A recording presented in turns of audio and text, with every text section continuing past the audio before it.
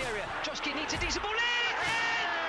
And Exeter City with Sam Nombe. Sops down to his ankle. Picks out Stansfield. That's the hat-trick. And that's what dreams are made of. Hello everybody and welcome to Park Life, the official Exeter City podcast.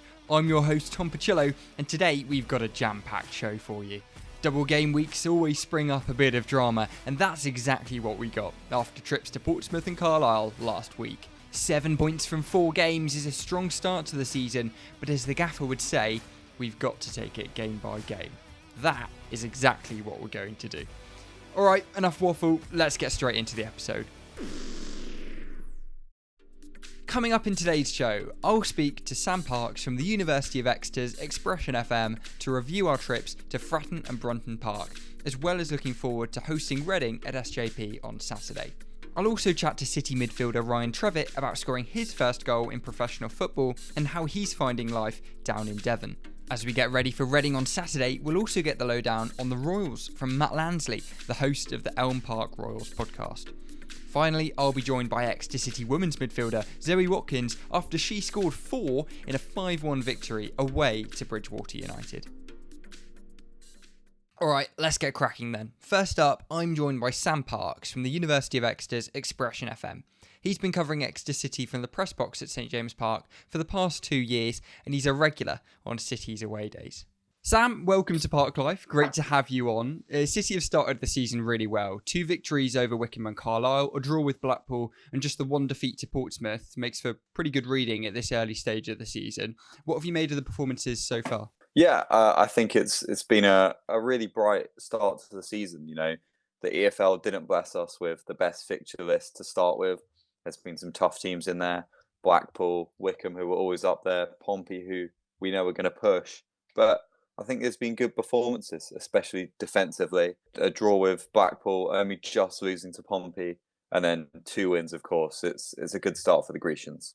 It feels like the new signings have really made a difference to the start of the season. I'm looking at the likes of Ryan Trevitt, Jack Aitchison, Dion Rankin, Wilson Asalo, so many, of course, but it feels like they've made a real positive impact. Yeah, a real positive impact. You know, there was worries in the summer about how we're going to replace these departures.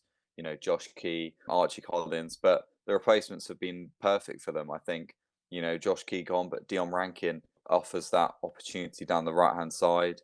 You know, for the likes of Collins, you got Tom Carroll, you got Ryan Trevitt in midfield. Really, really class players who look, you know, like they're going to perform, and they've already started to begin to perform. Yeah, absolutely. Let's just focus in on those 2 most recent results then. Firstly, Portsmouth away. Sam, I know you were at Fratton Park when City suffered their first defeat and so far only defeat of the season. The Grecians certainly had their chances in that game, but unfortunately it just wasn't to be. What are your thoughts after that one? Look, I wasn't too disappointed after losing to Pompey. I think, yes, we didn't at all times show what we could do against Portsmouth. But we need to remember Portsmouth are a team that are and will probably be at the end of the season up near those promotion places. They've really invested this summer. I think City put in a really good performance, especially in that second half. You know, we had some really good chances. Sweeney, Zach Jules to equalise. Unfortunately, they couldn't take them, but I was pleased with the performance. But, you know, against those teams, sometimes results don't go your way.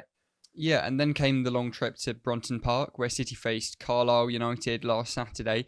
Gary said that he knew exactly what went wrong in Portsmouth, and he said he was keen to put things right in Cumbria. I think that is exactly what's happened. He took the learnings, told the team, and they cracked on and got the result in Carlisle. Yeah, a great result in Carlisle. You know, them games against newly promoted teams are games where we should be picking up 3 points, and if we do pick up 3 points, that's, you know, exactly what Gary set out to do. We could see the development of a team scoring from set pieces where we might have missed those second balls against Portsmouth. We were scoring, such as Trevitt's goal, hitting the back of the net from the corner. And defensively, we were once again really strong. Yeah, you mentioned Ryan Trevitt. I'm speaking to him next. He's made an immediate impact since his arrival from Brentford this summer. How impressed have you been with him in City's midfielder, obviously getting his first goal on Saturday? Really, really impressed, you know. Trevitt, I think he's got an eye for goal. He's very young, but I'm also just really impressed with his mobility on the ball and his passing ability. We saw that assist for James Scott in the EFL Cup in the Carabao midweek, a really, really good cross in. And he just looks like he's got the eye for it and really good. And, we probably should have expected this considering he was Brentford Bees player of the season. And yeah, he looks a real, real good one for the season. And I'm excited to watch more of him. Yeah, he's formed a really good partnership with Tom Carroll. It's sort of that double pivot in City's midfield. I suppose he must have learnt quite a lot from Tom Carroll, an experienced head. Ryan Trevitt, only 20 years old. Learning from Tom Carroll must have given him so much experience. Yeah, it's a wonderful person to have in your midfield partnership. Carroll, who's played at the highest level, Premier League, European football. But, Trevitt, a young player, he needs someone like that in the squad, and playing with him even better. He can learn what to do in certain situations and how to act. But I also think it gives Trevitt more of a creative license. Carroll can do that dirty work in midfield, dispossess, play the little passes, whereas Trevitt has that license to go forward and score and play those passes that we've seen him do. Yeah, absolutely. And then Dimitri Mitchell, who got the second goal against Carlisle. Perhaps he was fortunate to remain on the pitch after what could have been a second bookable offence. But regardless, he managed to slot away City's second to ensure all 3 points headed back to Devon. We all know Demi's quality, but it's great to see him rewarded with a goal for his efforts. Yeah, Demi's a quality player for the Grecians, and he's had a great start to the season. I thought he was electric at Wickham in the first game of the season before he got taken off. And he always looks a threat down that left-hand side. We know how quick he is. We know he can strike a goal as well. So lovely to see him get the ball in the back of the net and get his season off and running. There's a good bit of competition on that left-hand side as well. Mitchell, of course, Vincent Harper, and then Zach Jules is a more defensive player, I guess. It's good to see that level of depth in the squad as well. Yeah, a great level of depth. And I think, players like Mitchell will relish that. You've got Harper behind you, who's a very young left back, who looks hungry. And when he's got minutes, he's also looked good. But I think that's going to push on Mitchell more to, cement his place in the squad. And so far it's worked. Yeah, next up, City host Reading at SJP on Saturday. The Royals, who were relegated from the Championship last season, of course, they've had a pretty strong start to the season. They've won their last 2 games against Cheltenham and Stevenage. They even managed to beat Championship side Millwall 4-0, which is an incredible effort. That was in the Carabao Cup, of course. Do you think that they could pose a threat for the Grecians? Yes, obviously, they're a good team. You probably expect them again to be up near the top of the playoffs, in the playoff places come the end of the season. And they've hit form recently after a shaky start. But, they've come back, they've won 2 games, and they've got real good players. So, City are going to have to be smart defensively, but also take their chances at the other end when they come. Are you still confident that we can get a result? Yeah, I'm certainly confident we can get a result. We held Blackpool to a 0-0 draw. Good result against Wickham, coming off that win against Carlisle. I think at least a point is definitely doable for City. And if not, Gary's men will want to take all 3.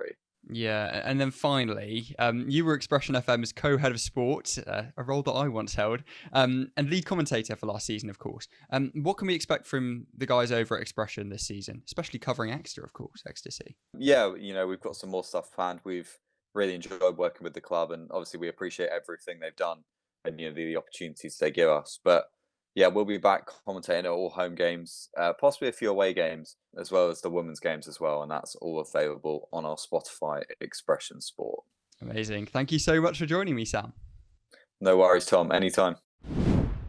Next up, we have our second player interview of the series. Ryan Trevitt joined the club this summer on loan from Premier League side Brentford and has hit the ground running since making his debut against Wickham. The midfielder was named man of the match in City's win over Crawley Town and has now notched his first professional goal as the Grecians took all 3 points away from Carlisle. I caught up with him to ask how he's feeling after scoring his first of many in red and white. Ryan, welcome to Park Life. Thanks so much for joining us. When you arrived at St James Park on loan from Brentford in July, I'm not even sure you could have hoped for a better start to your time here. A goal, a man of the match award, and you even got yourself in this week's League One Team of the Week. You must be thrilled with the way you started the season. Yeah, of course. I think I'm very happy with how it started. As a team, I think we've done pretty well, although I think everyone thinks we can do even better than we've done so far. And personally, yeah, played a lot of games already, and got a goal and an assist, and as you said, but I've got high expectations for myself, so that's what I want to be doing. That's what I thought I should be doing. So it's been a good start. Let's keep it going. Yeah, of course. And I suppose scoring a goal in professional football is something that every kid dreams of when they're little. I know that I did. I'm sure it'll be the first of many in red and white, both here in Exeter and back at Brentford. But did you take the time to reflect on that moment on the long coach back to Devon? Yeah, I think I watched the replays a few times, but it was great to score my first goal. It was a good feeling, and big thanks to the travelling fans because that was very far away. So it was nice to have a few fans to celebrate the goal there. But it was obviously good to get the first goal, and it was a decent one as well. So I'll take that. Let's talk a bit about your loan move then. I mean, I've just graduated from the university here in Exeter, where half the cohort are from Surrey. So I know you're not the only youngster to make the move here from the home counties. What was it about the city that attracted you here? Well, obviously, it's a lovely place. When I came down to visit Gary and all the staff and the training ground, the stadium, I obviously saw Exeter as the place, and it was very nice. And obviously the main thing, football. When I spoke to Gary and all the staff, I got a really good feel, really liked them. And I think it was a bit of a no-brainer for me once I'd come down. And obviously the fans are unbelievable as well, which is a big thing. So Did you know anybody from the city before you got here, or was it a complete blind move? I've got a couple mates that go to the uni, but apart from that, I didn't know anyone. You're one of several youngsters who have joined the club this summer. Dion Rankin, Wilson Asalo, Vincent Harper, they've all joined during the off-season. The club's philosophy is based around developing young talent. Now you've got a bit of a taste for professional football. Do you feel you're a better player now than you were even a month ago? Yeah, definitely. I think I've already got more experience, which is obviously the main point of a loan, to get experience. And I think I can only see myself improving. I think, as you said, I already have. And I look to keep that going with more games, more experience, more playing time. I think it can only develop me more. Yeah, and you couldn't have learnt from somebody who's got more experience. Next to you in midfield, Tom Carroll, of course. You've formed a really good double pivot with him in City's midfield, controlling the games early on in this season. How have you managed to gel so quickly with Tom when you've both only been here for a couple of months? It feels like you've been playing together for ages. Yeah, Tom's a great guy. Obviously got a lot of experience, and I can learn so much from him. So it's been great to play alongside him. I think he does so much so well, and I think little things I can pick up from him. And I get on with him really well. And I'm also playing with Reece in midfield as well has been great. And I think all the lads I've enjoyed playing with. Yeah, just focusing on Tom a little bit more, I guess. He's obviously a player with so much experience, and he's your main midfield partner at the moment, I suppose that's fair to say. Is he your kind of go-to guy to sit next to you on the coach on the way back from places like Carlisle, or have you struck up some other friendships in the club already? Yeah, well, I was actually on the train back from Carlisle with Tom and Reece and Eamonn as well. So I was, but I think I get on with all the lads. I think Tom I definitely get on with really well. I feel like I can probably speak to Tim about anything. Yeah, obviously the younger lads I probably tend to hang out with more, like Dion. But I just hang out with everyone really. And then finally, people always say, here in Exeter definitely, never fall in love with a lone player, but here at Exeter City it doesn't really ever seem to happen. Cameron Dawson, Jay Stansfield, Jack Stacey from years gone by, they've all won the hearts of City fans. Is it your aim to leave that sort of same impression on the supporters by the time you leave the club in June? I think that's something that if you do well, that just naturally happens. And obviously I've got high expectations for myself, so hopefully I will do that. And I think if you do well, then the fans will obviously want you to stay, or they'll miss you. So I think that could happen. Yeah. Amazing. Thanks so much for joining us, Ryan. Been great to have you. Thank you for having me. Next up, I'll be joined by Matt Lansley, the host of the Elm Park Royals podcast, to get a closer look at Reading ahead of Saturday's game at the Park. Matt, welcome to Park Life. Great to have you with us. Before the season began, fans from around the country were compiling their predictions list, attempting to place where each club would finish before a ball had even been kicked. Reading were the one team that nobody seemed to agree on. Some people had you in the playoffs, some had you finishing dead last. After 4 games, you're slap bang in the middle of the table, 13th. Where do you think this season's going to lead you? I'll be honest, I think there's still a lot of unknown. I don't think any of the predictions pre-season were kind of unjustified. You could make arguments for the fact we should have been predicted bottom. You could make arguments that there's a bit more positivity, we can finish higher. It just, nobody knew. It was almost like week to week with different kind of things that happened. You were adjusting your predictions from, we might actually be able to compete for playoffs. And then you'd have a points deduction or potential points deduction that's coming. And it's like, oh no, maybe mid-lower table. Oh, maybe just survive this league. The contrast between predictions has been crazy. And even now, the youth of the team, or kind of the team that's established itself now, it's an unknown still, because it's, we've got, well, at the weekend, we had 3 players in the team who are above the age of 21. They've started really, really well. That's one thing you can say. The team where the kids have been playing, they've won all 3, 4-0 against Millwall, 1-0 against Cheltenham, and 2-0 against Stevenage at the weekend. But how will that go on is an unknown. Will the manager look to bring in back in some of the senior players, the Tom Holmes, the Andy Carrolls? It's hard to predict. I'd still be happy kind of just having a season of normality. That's all I want. Just a season where we're not fighting relegation. We don't have points deductions. That one I know is already crossed off the list for this season. So we failed on that count already 4 games into a season. But yeah, it's a tough one to predict. Yeah, no, I mean, I kind of agree. I think I had you down as mid-table because I couldn't place you anywhere, really, in the league because it was so unknown. But you kind of touched on it already. I mentioned those 4 games you've already played, and so did you. Started with 2 defeats to Peterborough and Port Vale, but followed those up with victories over Cheltenham and Stevenage. Obviously, you're only on 5 points because of that 1 point deduction from the EFL, but you must be pretty happy with the start you've had, considering all the circumstances. Yeah, and given how pre-season went as well, because so many people coming into the season were like, well, Sellers has only really had a couple of weeks pre-season here, because obviously he was announced that he was going to be the manager, but then his visa took about 2.5, 3 weeks to come through, and we got to mid-July and we'd still had no one really officially appointed. Pre-season suffered because of it, and you could almost then think, well, you probably won't see the best of this team until about 4 weeks into the season. First game against Peterborough, it was a bit of a refreshing sight because we actually competed very well against Peterborough. Probably unlucky to lose that game. A draw probably would have been fair, and you were looking at it and you were like, there's reason to be optimistic here. But then you had, and then you had the win in the midweek against Millwall, where it was, again, a team of kids. It was about an average age, I think it was about 21 years and 2 months or something. Won that game fantastically against a strong Millwall team. And you're thinking, okay, right, we got something on here. But then Port Vale came, and it was the old guard again. Andy Carroll just didn't. It's easy to say he didn't look interested, but I mean, he got absolutely bullied by Nathan Smith at Port Vale. I mean, we were warned before the game that he's a bit of an animal.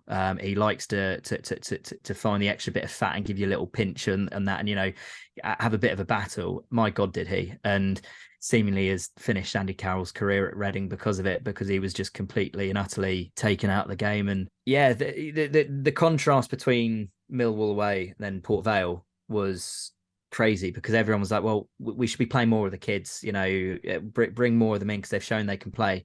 But that Port Vale game, it was back to, like I say, Andy Carroll, Tom Holmes, Andy Idam, Neskinis Walker, all the old guard, and they just fell flat on their face. But since then, we've gone back to pretty much the team that played Millwall, a back two consisting of an 18 and 19-year-old, a right back that's 21, a left back who's 20, and, likes of Caelan Vickers up top, 18 years old. And there's a real feel-good kind of around the club again, because you're seeing these academy kids that are coming through and, actually can play. That it seems like, maybe they're out of their depth at championship level, but kind of at League One, they're really looking like they've found their feet.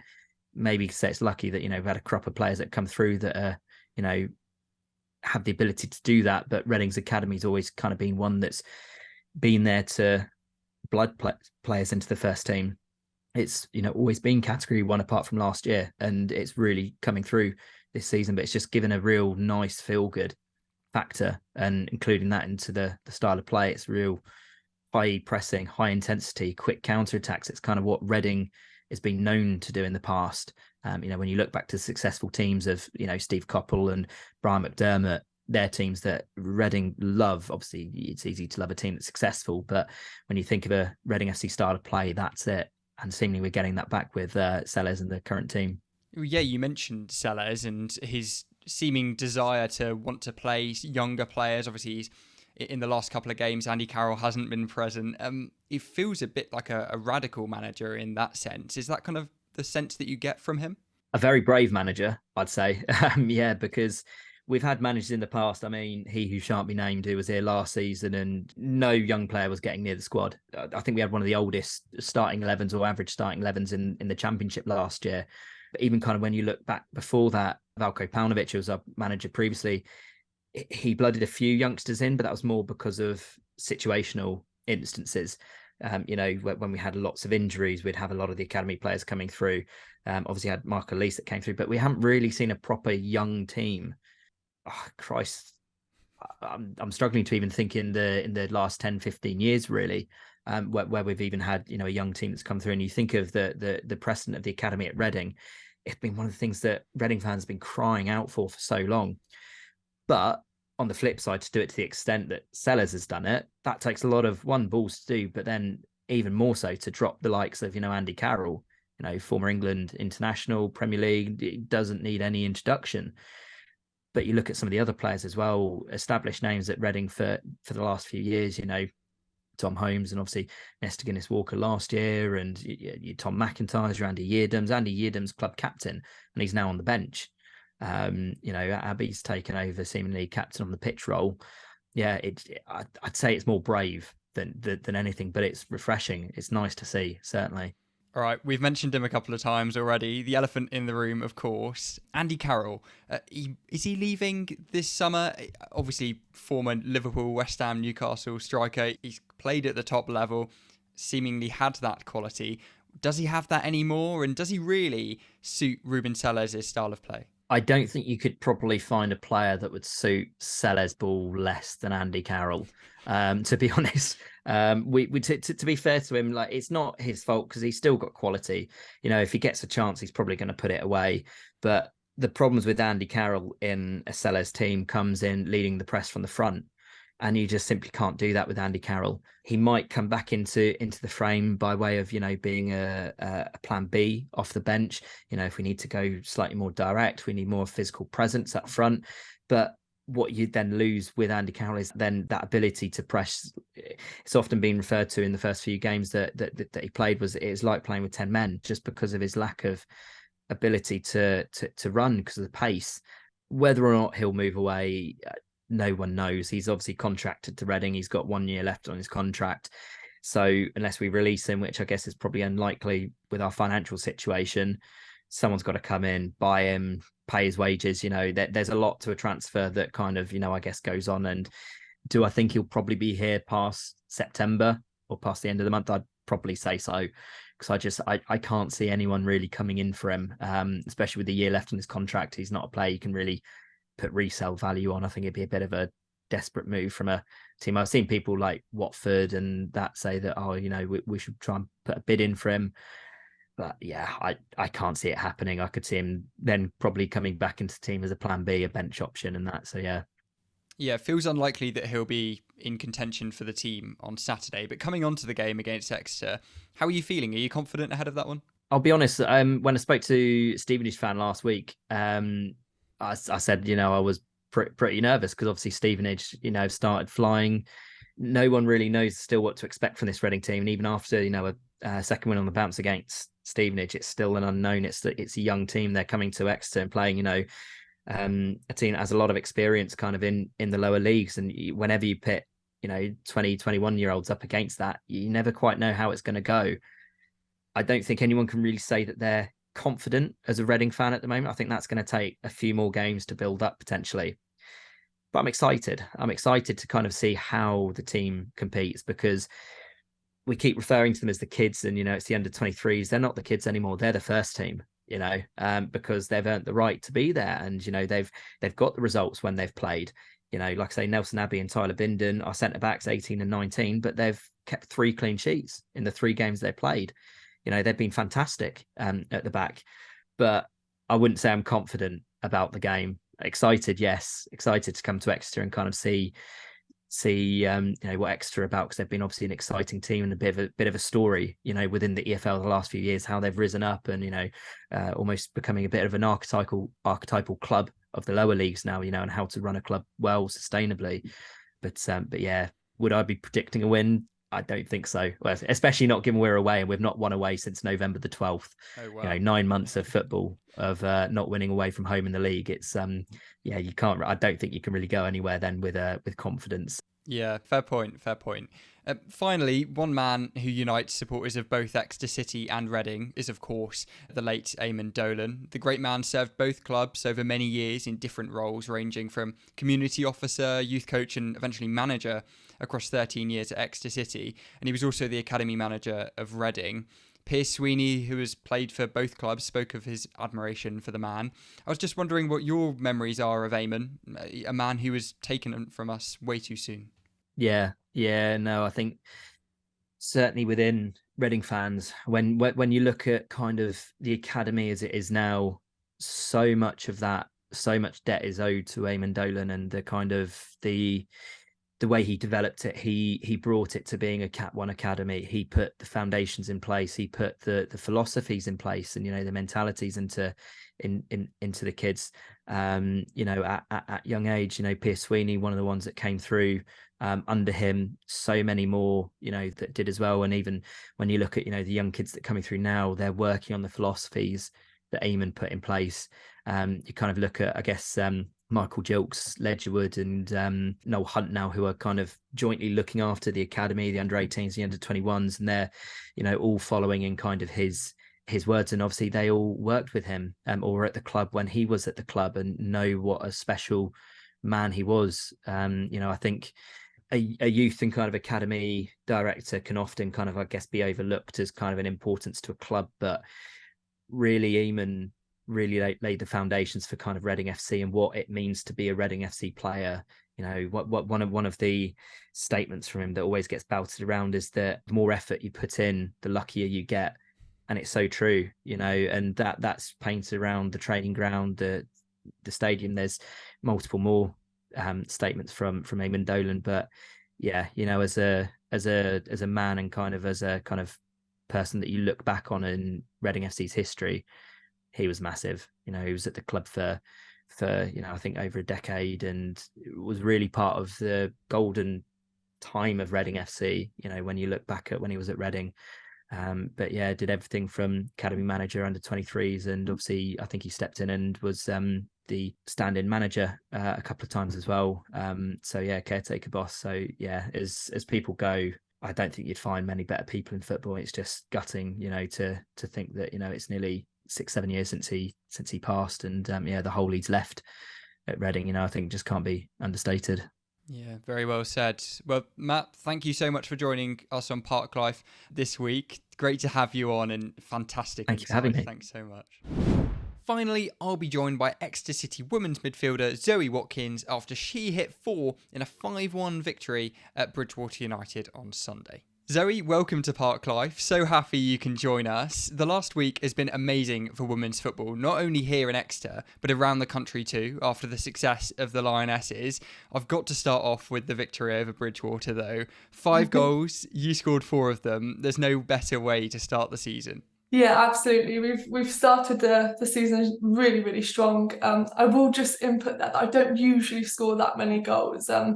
I woke up Sunday morning and I actually changed my breakfast. I usually have Weetabix on Sunday mornings, and I had pancakes for my mess this time, like specific protein pancakes. So I'm definitely going to have them going forward. But no, we executed a game plan really, really well.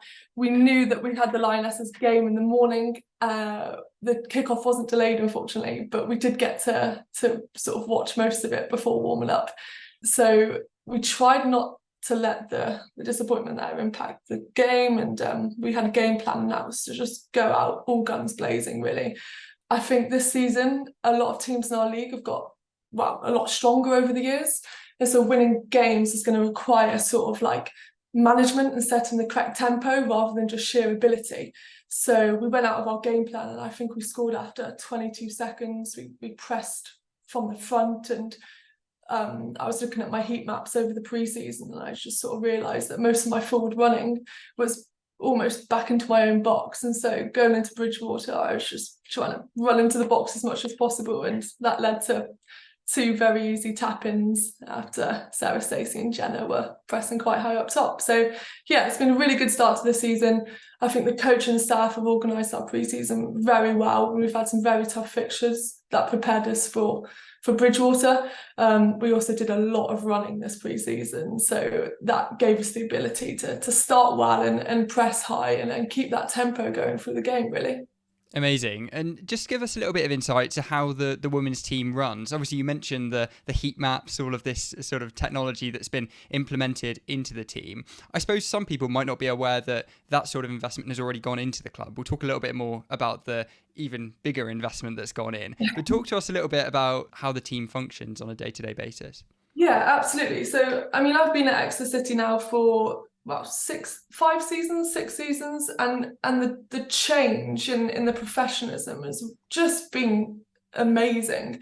I mean, starting back in the 2018 season, we didn't have pretty much any of the capabilities that we have today. I mean, we've got nutritionists now, physios, we've got 2 physios, we've got George Robinson who comes in and manages our fitness really well. We've got David Gribble who runs all the organisational stuff in the background. We've got Abby and Owen as managers. We've got Ollie who's managing our statistics so that we have those available after the game to manage things like fitness and how much should we be training or recovering. So yeah, the capability of the team has just increased dramatically over the years, and it's really set a standard of professionalism across the board. And Exeter City as a club in its entirety have really enabled us to do that. I mean, if you said to me 5 seasons ago that in 5 seasons' time we'll be playing at SJP multiple games a year with statisticians and nutritionists, I probably would have laughed and probably wanted to quit back then. But no, it's been amazing to see how the game's grown with the club and with the men's team. So it's exciting. But on a day-to-day level, we're just sort of, we all have our 9 to 5 jobs, and that's kind of what makes us different to most men's team. We're working all day, and then we train Tuesday and Thursday, so it's quite late in the evening, and we have good days and bad days. After 9 or 10 hours at work, going to training for 3 hours in the evening, and a lot of the girls are coming down from sort of South Devon, North Devon, so they can have up to 2 hours travelling time every evening, and after a long day of work, they can be quite challenging, but we do manage that really well, and having the capability to manage that has really helped us boost as a team, which is exciting. And some big news off the field as well. This week it was announced that Exeter City have substantially increased its investment into the women's team. It's great to see. I mentioned it a little bit earlier. The club will now contribute £35,000 towards the running of the side this season. And that's an increase on £10,000 from last year's contribution. You'll also be playing in front of fans at SJP at least twice this season, hopefully 4 times, fingers crossed. The 2 confirmed games at SJP are against Moneyfields on the 24th of September and then Maidenhead on the 10th of March. Amazing news, right? Yeah, absolutely. I mean, our first SJP game was against Buckland Athletic back in, I think, 2019. I think we scraped about 600 fans there. Last year, the Bournemouth game attracted nearly just under 3,000. So the growth in that has really come from the club pushing us to be the best we can be, giving us that platform to grow and really just success on the pitch as well. It's so heartwarming to see the club getting behind the team, because it gives women's football a platform to grow in Devon. Exeter and Plymouth are the biggest teams in Devon, and having games at the ground for me is really important, because it gives us that platform to get people watching and get people excited about it. And hopefully that translates to more fans coming to our local home games at Exeter, which it has. We're having sort of record-breaking numbers every time we've got a game at Exeter. We're playing Plymouth there this weekend, which will be quite a good game, feisty for sure.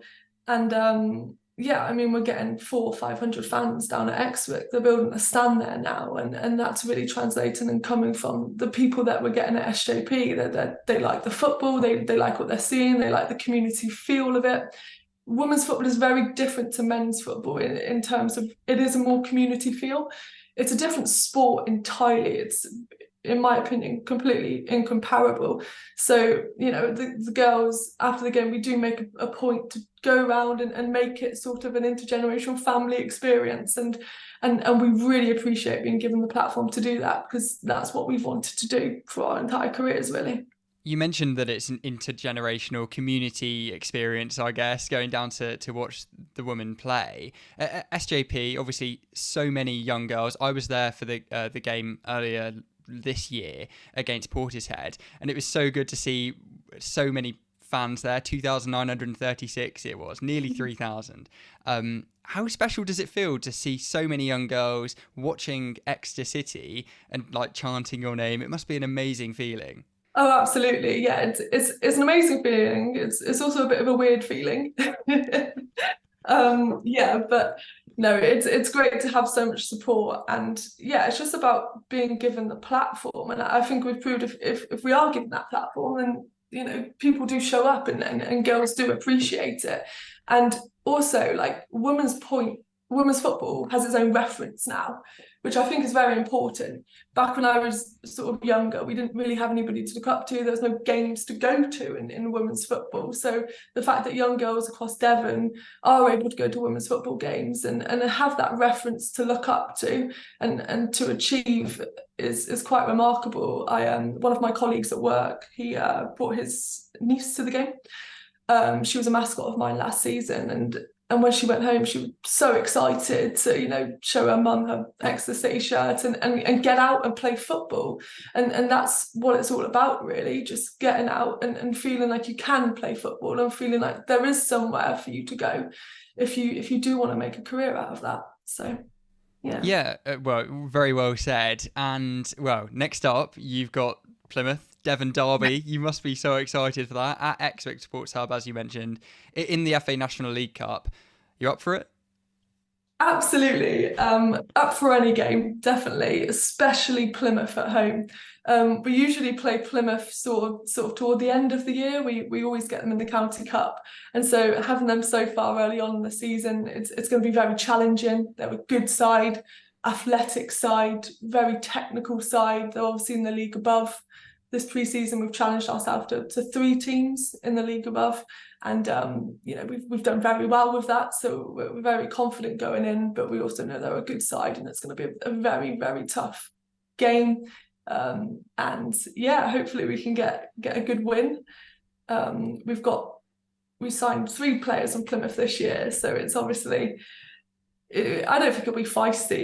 You know, the girls will get on with each other, and there's a lot of cross friendships across the teams, and but it will be interesting. That's for sure. It is good to see. And if you're thinking about it, definitely go down. It'll be a great experience. I've been down a couple of times already and absolutely love watching you guys play. But finally, I can't let you leave without asking about the Women's World Cup, where England, although they didn't win the final, they inspired millions of young girls around the country. What do you think the impact of their success will have on the future of the women's game? Well, their success has already impacted the current women's game immensely. I mean, I think the generation that a lot of the current Lionesses are from, and that generation includes most girls that are in their mid to late 20s that play football at any level or have even tried to play football. We've all had quite a unique journey. Growing up in the 90s and the noughties, there was a lack of female idols in the game. And although I'm sure there was a lot of great players, they didn't seem to have the presence like the Lionesses now do. You know, there was no women's football games on TV, and you knew that even if you made it to the very top of your game, it would be near enough impossible to turn that skill into a career because you couldn't see that in front of you. You didn't have the likes of Wayne Rooney and David Beckham, you know, earning the big bucks. We just sort of liked to play football, and that was striving us forward. So, you know, the current generation of women's professionals, they sacrifice so much on a daily basis with no end goal in sight. You know, they've now become a reference for young girls across the country to inspire toward. Women's football now has its own reference, and that really is due to the courage of every single female that has ever, sort of gone against the norm over the last 30 years and said, you know what, I am going to play football despite being told that it's a boys' game or it's a men's game. And watching the Lionesses and the huge amount of media attention they're getting, it literally just fills me with pride. Every time I go out in a City shirt, I play for that little girl back in 2005 that was being told that you can't join a boys' team and this is a boys' game. And every time I put my City shirt on, that's who I play for. And I would hope that's what all the Lionesses have been playing for as well. And I'm sure it is. So, the Lionesses and their story is a story shared across every tier of women's football. It's a triumph that really is going to pave the way for a generation of girls going forward, because now they have that reference point and they can look at the likes of, Leah Williamson and Lauren James and Mary Earps and even the likes of Manfrey Sharp and Bo Jackson, and even players in tier 5 of Devon County football, and have that reference point as to what they want to become and really strive toward it if that's what they want to do. It's given them the power to do so. All girls across the country now have a voice to play football, and it just fills me with pride that the Lionesses have really implemented that and made it grow like it has. It's such an important message. Thanks so much for reiterating it. It's amazing to hear, because I think we can both agree that, if there are young girls playing or not playing right now, then definitely join your local club, because you can see where it can take you now. The Lionesses have inspired all of these young girls, and get involved, because that's the main thing. Get involved and you can try and become the future Zoe Watkins, the future Millie Bright, Mary Earps. Absolutely. And if you go on the FA website, there's a facility to find a local club, and even at Exeter City, they've got loads of girls only programs, girls only holiday camps, and Exeter Kicks. And we've got our own very own girls development centre, which is the same thing as an academy, leading its way to the women's team, which we've got multiple players that have come through that girls development team and are now playing in the women's team, like Jess and Connie Pingelli. So yeah, definitely get involved. You're right there, Tom. Yeah, absolutely. Thank you so much for joining me, Zoe. Amazing words, of course, and yeah, amazing insight as well. Thank you so much. Wonderful. Thank you, Tom. Wow, what an episode. So great to hear from Zoe at the end, to hear her reaction to the huge new investment into the women's team here at Exeter City, and also hear her take on how the Lionesses have inspired a generation of young girls. Before that, we heard Expression FM's Sam Parks give us the perspective from the Fratton Park away end. Not only that, Matt Lansley also gave us an in-depth look at Reading, and Ryan Trevitt even told us who he sat next to on the train home from Carlisle. One final thing. To celebrate the life of the late Eamonn Dolan, a hero to both Exeter City and Reading, supporters at St James Park are encouraged to take part in a minute's applause in the 48th minute in a moment of remembrance for the great man who gave so much love to both Exeter City and Reading Football Club. That's all for this episode of Park Life, the official Exeter City podcast. Let us know what you want to hear more of via our social media channels, and don't forget to hit the follow button so you never miss an episode. Thanks for listening. Up the City. Into the penalty area. Joski needs a decent ball in. And Exeter City with Sam Nonby. Sops down to his angle. Picks out Stansfield.